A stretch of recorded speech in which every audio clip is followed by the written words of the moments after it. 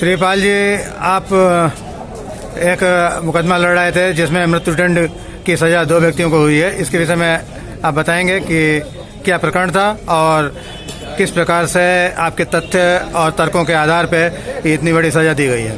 इसमें घटना जो है 15/10/2002 की है। इसमें बादी मुकदमा थे अवधेश कुमार, निवासी ग्राम जेवा मुकुंदपुर, थाना नीमच। इनकी 3 बेटी जो नाबालिग थी, एक की उम्र 9 साल, एक की 8 साल, एक की 7 साल।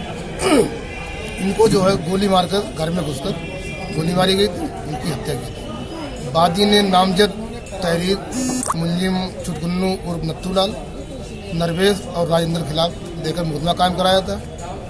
उसके बाद पुलिस ने बादी को ही मुलजिम बना दिया और मुलजिमान को निकाल दिया। न्यायालय में मुकदमा आया तो गवाह पेश हुए, तो जो नामजद मुलजिम थे उनको 319 CRPC तहत अदालत ने तलब कर लिया। उसके बाद सारे गवाह पेश हुए। गवाहों के साक्ष्य आधार पर न्यायालय ने जो इन तीनों मुलजिमानों को दोषी पाया, जिसमें एक मुलजिमान छुटकुन्नू की मृत्यु दौरान ट्रायल हो चुकी थी। शेष जो बचे थे राजेंद्र और नरवेश, उनको दोषी पाते हुए फांसी की सजा सुनाई गई और जो बादी था उसको दोषमुक्त किया गया।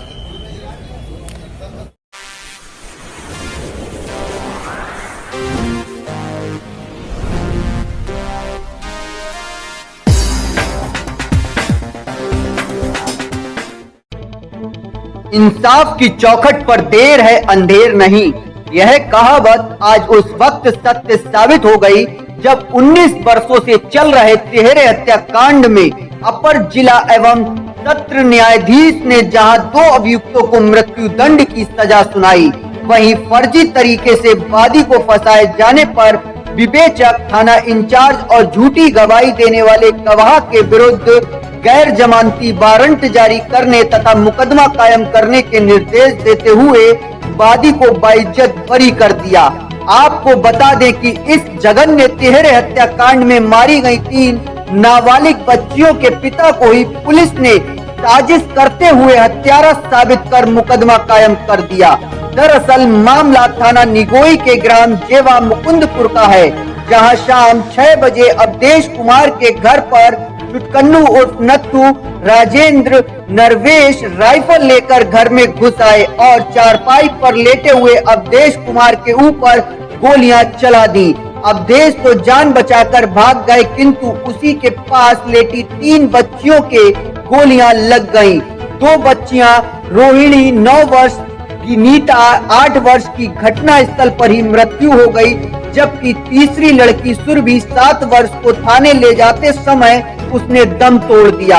वारदात के बाद पुलिस ने वादी अवधेश कुमार की तरफ से रिपोर्ट लिख तो ली, लेकिन अभियुक्तों से साठ-गांठ कर पुलिस ने मृतक बच्चियों के पिता को ही फंसाते हुए हत्यारा सिद्ध कर दिया और वादी पर ही धारा 302 के अंतर्गत मुकदमा कायम कर आरोप पत्र न्यायालय में प्रस्तुत कर दिया।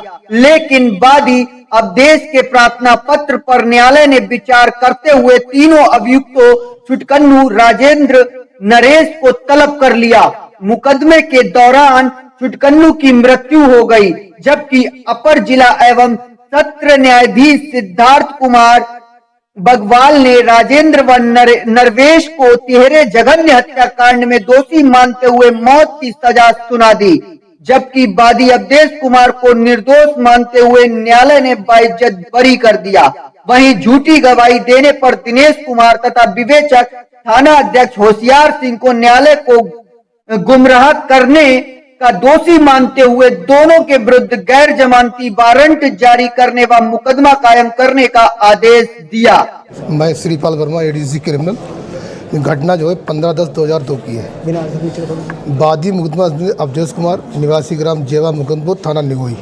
उनकी 3 बेटियों को घर में घुसकर गोली मारकर हत्या कर दी गई थी। तो बादी ने 3 अभियुक्तों छुटकुन्नू नत्थूलाल, नरवेश और राजेंद्र, 3 लोगों के खिलाफ नामजद तहरीर देकर मुकदमा कायम कराया था। पुलिस आईओ जो इंस्पेक्टर थे उसमें निगोई के होशियार सिंह, उन्होंने मुलजिमानों को निकाल दिया और बादी को ही मुलजिम बना दिया और उसके खिलाफ चार्जशीट लगाकर न्यायालय भेज दी। न्यायालय में गवाह पेश हुए, मतलब जो लड़कियां 3 मरी थी उनकी माँ पेश हुई और गवाह पेश हुए। उनके आधार पर न्यायालय ने जो मुलजिम नामजद किए गए थे उनको तलब कर लिया और उनके खिलाफ ट्रायल शुरू हुआ और साथ में वादी के खिलाफ भी ट्रायल शुरू हुआ।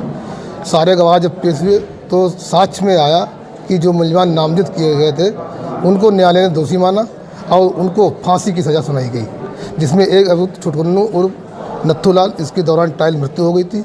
2 शेष बचे थे। राजेंद्र जेल में थे, नरवेश बाहर थे। दोनों को फांसी की सज़ा हुई। श्रीपाल जी, जैसा कि आप बता रहे हैं कि पुलिस ने इसमें वादी को ही फंसाने का प्रयास किया और वादी के खिलाफ चार्जशीट प्रस्तुत की गई। उसके बाद न्यायालय ने मुलजिमों को भी तलब किया, तो न्यायालय ने वादी को बाइज्जत बरी किया।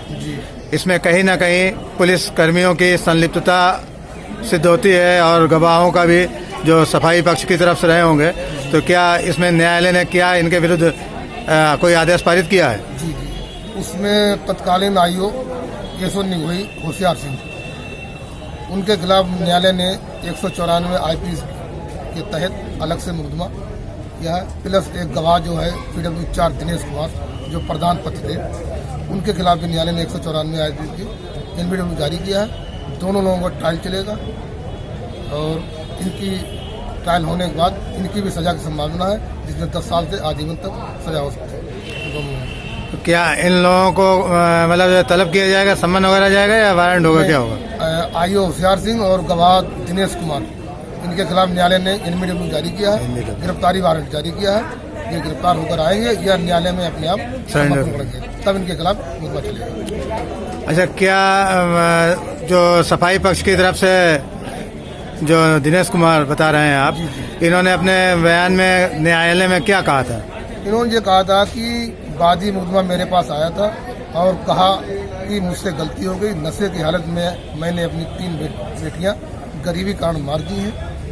और ये बयान न्यायालय में उन्होंने दिया था, जो कि न्यायालय ने उक्त साक्षी का बयान झूठा पाया कि इन्होंने रंजिश बयान दिया है और आईओ ने मुलजमानों से मिलकर वादी के खिलाफ झूठी चार्जशीट लगाई, इसलिए इनके खिलाफ कार्रवाई की गई। ये अभियुक्तों का और वादी में आपस में क्या विवाद था और ये रंजिश क्यों थी? ऐसा क्यों इतना बड़ा कदम उन लोगों ने उठाया? इनका जो वादी थे अवधेश कुमार, इन्होंने 307 का मुकदमा इनके मुलजमानों के खिलाफ किया था, इनके परिवार द्वारा किया गया था। उसमें ये गवाह थे, तो मुलजमान पर जिनको गवाही देने से मना कर रहे थे कि गवाही ना दो, अंततः मार डालेंगे। इसी वजह से जो है वो गवाही देने को तैयार थे। इसी वजह से इन्हें घर में घुस के जो है वादी को मारने गए थे और उनको लोकेशन ये मिली कि वादी 4 पाइप डेटा है, मुझे चला दी, लेकिन 4 पाइप में लड़कियाँ लेटी थी।